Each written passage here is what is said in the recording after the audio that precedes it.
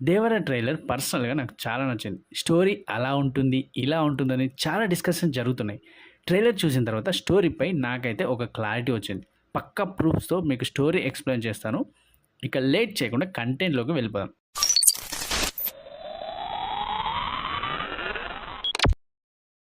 51వ సెకండ్‌లో ఈ షాట్ చూస్తే సైఫ్ అలీ ఖాన్, ఎన్టీఆర్, శ్రీకాంత్‌ను చూడొచ్చు.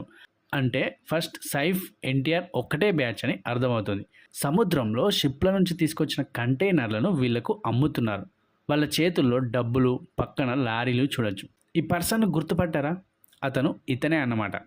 49వ సెకండ్లో వచ్చే ఈ షాట్ను గమనిస్తే సైఫ్, ఎన్టీఆర్, శ్రీకాంత్లను సముద్రంలో కోస్ట్ గార్డ్ ఆఫీసర్లు పట్టుకున్నారు. 14వ సెకండ్ వద్ద ఈ షాట్ను చూస్తే వాళ్ళందరినీ షిప్లోకి తీసుకొచ్చారు. అక్కడ కోస్ట్ గార్డ్ ఆఫీసర్లు వాళ్లకు గన్స్ గురిపెట్టగా సైఫ్ వారిపై అటాక్ చేస్తున్నాడు. అదే షాట్లో ఇక్కడ ఎన్టీఆర్ను కూడా చూడొచ్చు. ఎన్టీఆర్ ఆశ్చర్యపడుతున్నట్టుందిగా. ఈ డ్రెస్ను గుర్తుపెట్టుకోండి.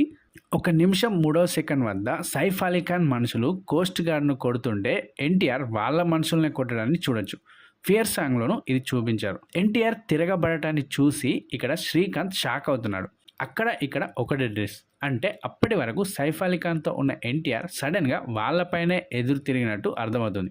ఎందుకంటే ముందు చెప్తాను వినండి. కోస్ట్ గార్డ్ ఆఫీసర్లను చంపుతున్నప్పుడు ఎన్టీఆర్ షాక్ అయ్యాడు కదా. ఎందుకంటే అప్పటి వరకు కేవలం సైఫ్ టీం దొంగతనాలు మాత్రమే చేస్తుందనుకున్నాడు.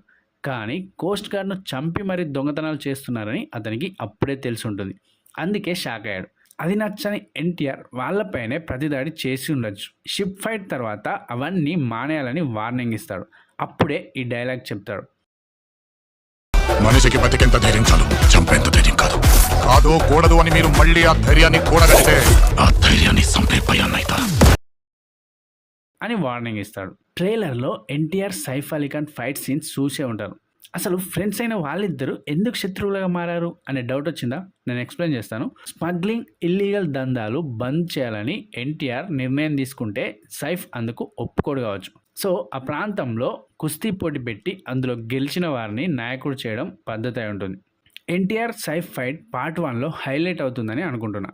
ఎందుకంటే ఈ 2 ఫోటోలను చూడండి. ఈ ఫోటోలో మొత్తం రాత్రి ఉంటే ఈ ఫోటోలో సూర్యుడు ఉదయించడాన్ని చూడొచ్చు. అంటే తెల్లార్లు అంటే రాత్రంతా వాళ్ళిద్దరూ ఎంత భీకరంగా ఫైట్ చేసుకున్నారో అర్థమవుతుంది. ఫైట్లో ఎన్టీఆర్ గెలుస్తాడు. ట్రైలర్లో నిమిషం 10వ సెకండ్ వద్ద ఓడిపోయిన సైఫ్ ఉన్న ఈ షాట్ను చూడొచ్చు. ఎన్టీఆర్ ఆ ప్రాంతానికి నాయకుడు అవుతాడు. సముద్రంలో ఇల్లీగల్ పనులు చేసే వ్యక్తులను చంపేస్తాడు. పగతో రగిలిపోతున్న సైఫ్ ఎన్టీఆర్ను చంపాలని స్కెచ్ వేస్తాడు. నిమిషం 5వ సెకండ్ వద్ద ఈ డైలాగ్ వినండి. దేవులను చంపాలంటే సరైన సమయమే కాదు, సరైన ఆయుధం దొరకాల. అంటే ఎన్టీఆర్ను చంపితేనే నా మాట వింటారు అని దాని అర్థం కావచ్చు. ఎన్టీఆర్ డ్రెస్ను గుర్తుపెట్టుకోండి. సముద్ర తీరంలో జరిగిన ఫైట్ ఈ సీన్ తర్వాతే జరిగింది. ఎలా చెబుతున్నానంటే ఎన్టీఆర్ వేసుకున్న డ్రెస్ను బట్టి. సైఫ్తో మాట్లాడినప్పుడు ఈ ఫైట్ సీన్లో ఎన్టీఆర్ ఒకే డ్రెస్ వేసుకున్నాడు. తనను చంపడానికి వచ్చిన వాళ్ళందరినీ ఎన్టీఆర్ నరికి పడేశాడు. అదే ఫోటో ఇది. అందరూ ఈ ఫైట్లో ఎన్టీఆర్ చనిపోయాడని అనుకుంటున్నారు. ఇక్కడ బ్లాక్ షర్ట్ వేసుకున్న అతనే ఎన్టీఆర్ అని చెప్తున్నారు. కానీ ఎన్టీఆర్ చావలేదు. నాకు తెలిసి అతను తమిళ యాక్టర్ కలైరసన్. ఈ ఫోటోలో ఉన్నది అతనే. ఈ ఫోటోలో ఇక్కడ షైమ్ టామ్ చాకోను చూడొచ్చు. ఎన్టీఆర్ అతన్ని చంపేశాడు.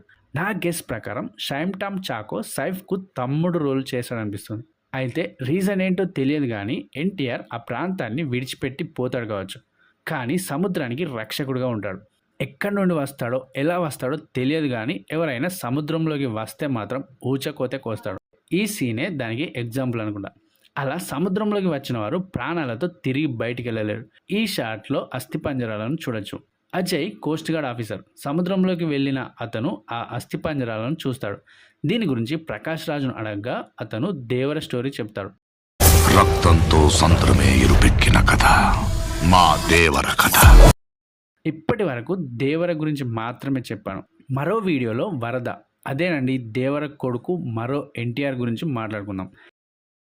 దేవులను చంపాలంటే సరైన ఆయుధం దొరకాల.